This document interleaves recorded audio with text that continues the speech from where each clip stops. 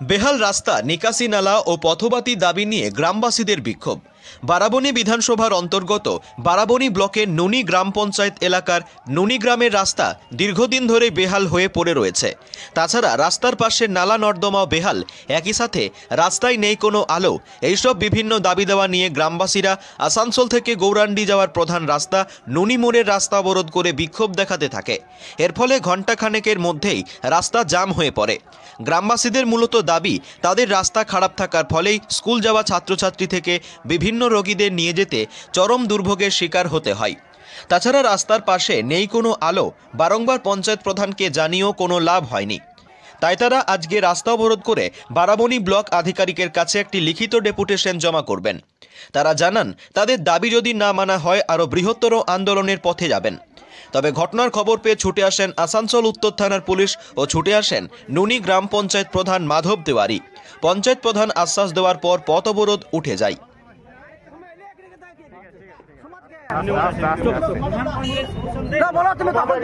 নুনি গ্রাম থেকে আমাকে তোমরা ডেপুটেশন দিয়ে এসছো, ঠিক আছে। যে পয়েন্টগুলো আমাকে দিয়েছো সে পয়েন্টগুলো তোমাদেরকে আমি উত্তরও দিয়েছি। আমাদের যখন দিয়ে এসছো আমাকে তা যে উপর বাধা আছে তাকে তো আমাকে জানাতে হবে, তো তোমাদেরকে তো টাইমও দিতে হবে যে আজকে হঠাৎ তোমরা ইমার্জেন্সি কেস অনেকের আছে। আমি ওই জন্য বলতে এলাম, আমরা যখন টাইম নিয়েছি, আমরা যখন বলেছি আমাকেও পাঠাতে হবে উপরে।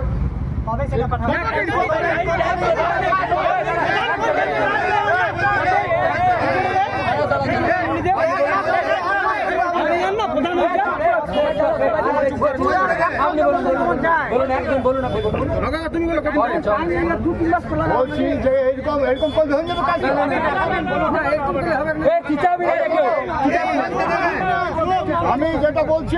আমি যেটা বললাম এখন পর্যন্ত যেটা দিয়েছো সেই কপিটা আমাকে পাঠাতে দাও।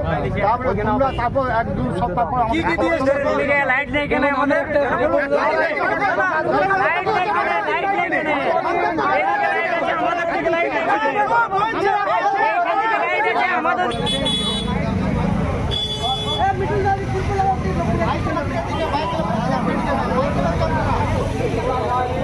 পঞ্চায়েত তুমি জবাব দাও, পঞ্চায়েত তুমি জবাব দাও, পঞ্চায়েত তুমি জবাব দাও।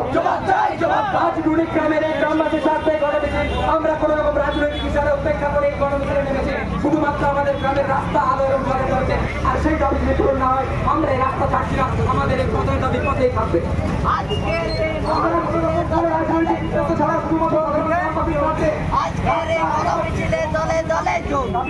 পঞ্চায়েত তুমি জবাব দাও,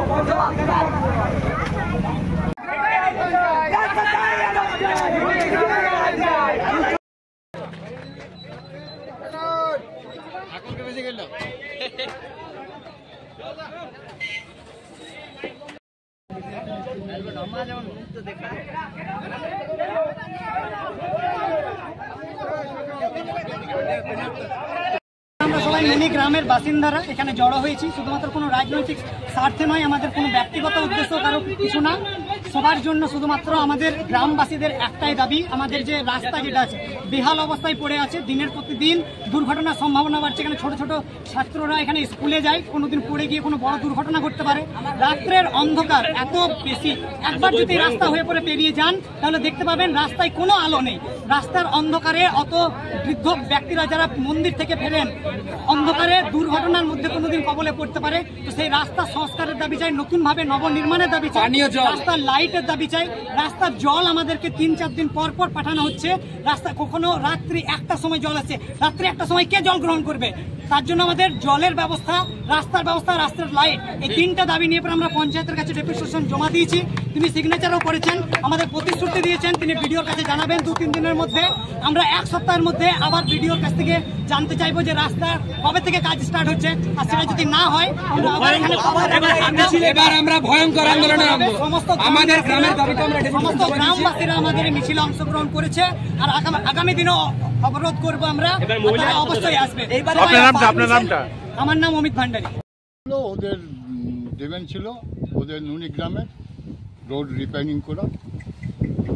ওরা এসেছিল, জল 3টা পয়েন্ট দিয়েছিল আমাকে প্রথমে, একটা জল, একটা লাইট আর একটা রোড। তো রোড রোডের ব্যাপারটা আমরা আগে বলে দিয়েছি, এটা চলছে, যত তাড়াতাড়ি হোক রোডটা আমরা ক্লিয়ার করে দেবো। এবং আমাকে এটা তো পঞ্চায়েত ঠিক করতে পারে না, কারণ সামান্য টাকা নয়, অনেক টাকার দরকার। এটা আমরা বিডিও সাহেবকে বলা হয়েছে, আমাদের যিনি আছেন পঞ্চায়েত সমিতির সভাপতি তাকেও বলে দেওয়া হয়েছে, এবং আমাদের আমি এমএলএও জানেন, উনিও দেখছেন যত তাড়াতাড়ি হোক রোডটা করার বন্দোবস্ত। জল নিয়ে জলের ব্যাপারে আমি বললাম, জলটা আমরা মিটিং করেছি পিএইচের সঙ্গে, এবং আমাদের বিধায়ক তিনিও করেছেন, তো ওটার ব্যাপারে যত তাড়াতাড়ি ক্লিয়ার করে দেবো। লাইটটা তো ধরুন এরকম আছে, লাইট ওদের গ্রামে পোলগুলো সেদিন বসতে দেয়নি, পোলগুলো এসেছিলো পোল লাগাবার জন্য, ওরা অবজেকশন করেছে। এটা থেকে তো আমাদের ওদের গ্রামের জমি, আমরা তো ওটা বসাতে পারি না পোলগুলো, তো সেটা নিয়ে দেখি কী করা যায়। ওখানে তো পঞ্চায়েত সদস্য আছে সুভাষ বাড়ি, ওকে নিয়ে আমরা আলোচনা করব। আমার নাম মাধব দাড়ি, নুনি গ্রাম পঞ্চায়েতের প্রধান।